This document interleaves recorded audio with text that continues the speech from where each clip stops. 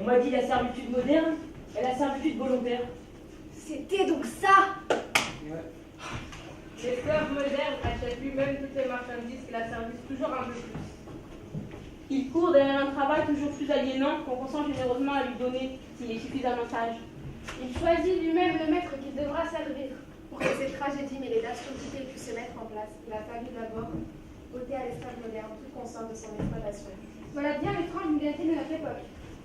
Contrairement aux esclaves de l'Antiquité, aux serfs du Moyen-Âge, aux ouvriers des premières révolutions industrielles, nous sommes aujourd'hui devant une classe totalement asservie, mais qui ne le sait pas, ou plutôt qui ne veut pas le savoir.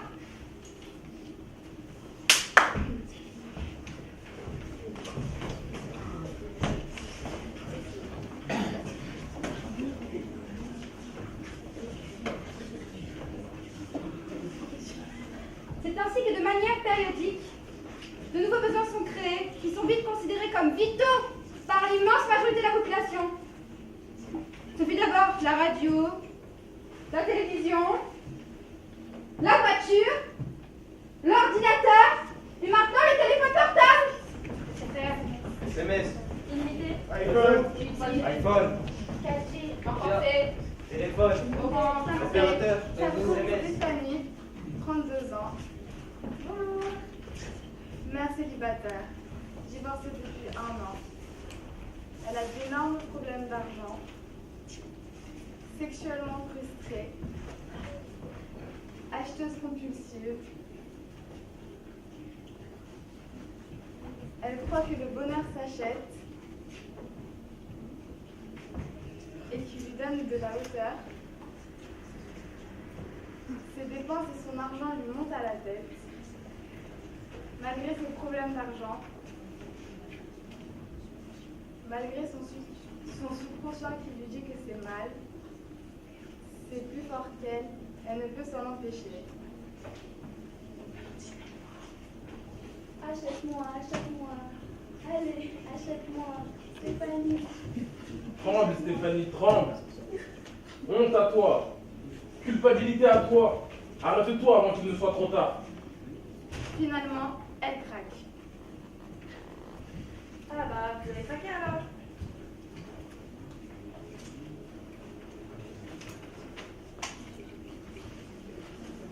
Ça ne fonctionne pas.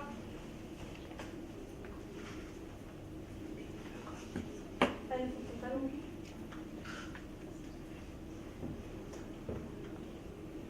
Allô?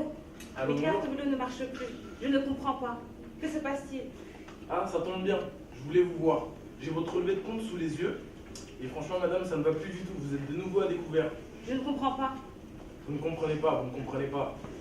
Vous dépensez plus que ce que vous ne gagnez. Forcément, c'est le déficit. Même à l'État français, à l'Union européenne, on lui refuse des endettements excessifs.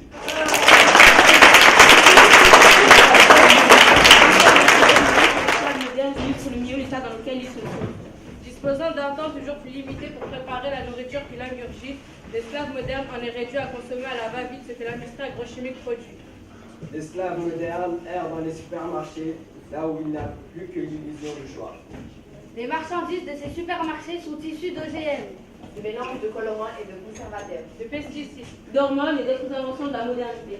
L'autre conséquence de la fausse abondance alimentaire, c'est la généralisation des usines concentrationnaires et l'éclatement massif et barbare des espèces qui servent à nourrir les esclaves. Le pillage des ressources de la planète, la production d'énergie et de marchandises, et les rejets et autres déchets de la surconsommation, hypothèquent gravement la Terre et les espaces qui la peuplent. Il faut produire, produire et reproduire encore.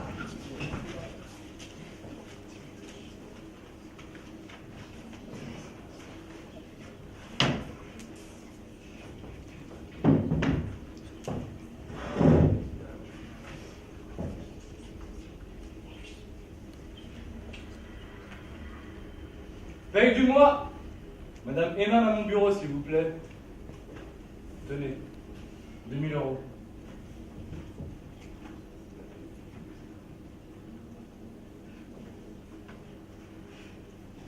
Monsieur Bamako à mon bureau, s'il vous plaît. Bonjour. Bonjour. Tenez, 1000 €. Merci. De rien. Des combien? 8000 euros. C'est un nom. Et alors? Excusez-moi, monsieur, bonjour. Bonjour. Je constate que j'ai eu seulement 1000 euros. Oui, effectivement. On dit que madame Emma avec 2000 euros, je comprends pas. Monsieur Bamako, laissez-moi vous expliquer quelque chose. Les femmes sont plus productives. Ça a toujours été, ça le sera toujours, et c'est pas demain la veille que ça changera. Merci. Mais une différence de 1000 euros, monsieur, je comprends pas. Monsieur Bamako, pouvez-vous me parler de vos qualifications, s'il vous plaît? Bon, j'ai obtenu mon bac plus 5 à l'université d'Harvard. J'ai travaillé 4 ans dans l'une des plus grandes entreprises des États-Unis, Apple, en tant que vice-président. Aujourd'hui, je viens vous proposer mes compétences. Très bien. Merci, monsieur Bamako. Merci à vous. Et vous, monsieur Indigol? Eh ben moi, j'ai le brevet des collèges. D'accord. Puis-je m'entretenir une seconde avec vous, s'il vous plaît? Bien sûr, monsieur.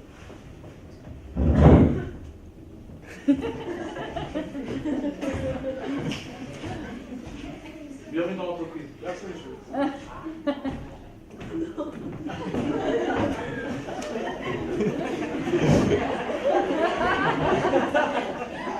Monsieur Bamako, Oui, monsieur. votre surplus de diplôme ne nous intéresse pas. Au revoir. Monsieur, j'ai quand même mon bac plus 5. Bonne chance.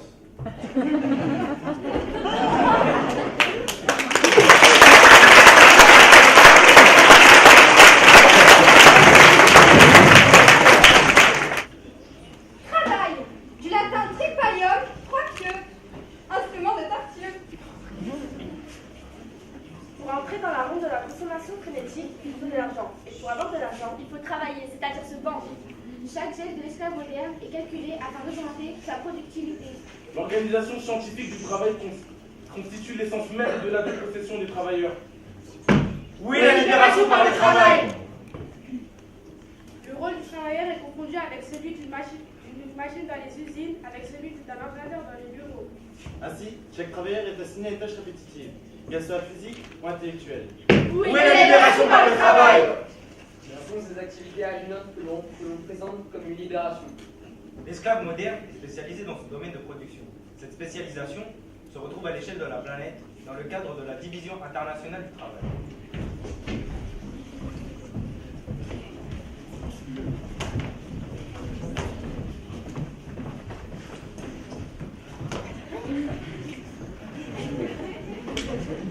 Mais l'esclave moderne se divertit aussi.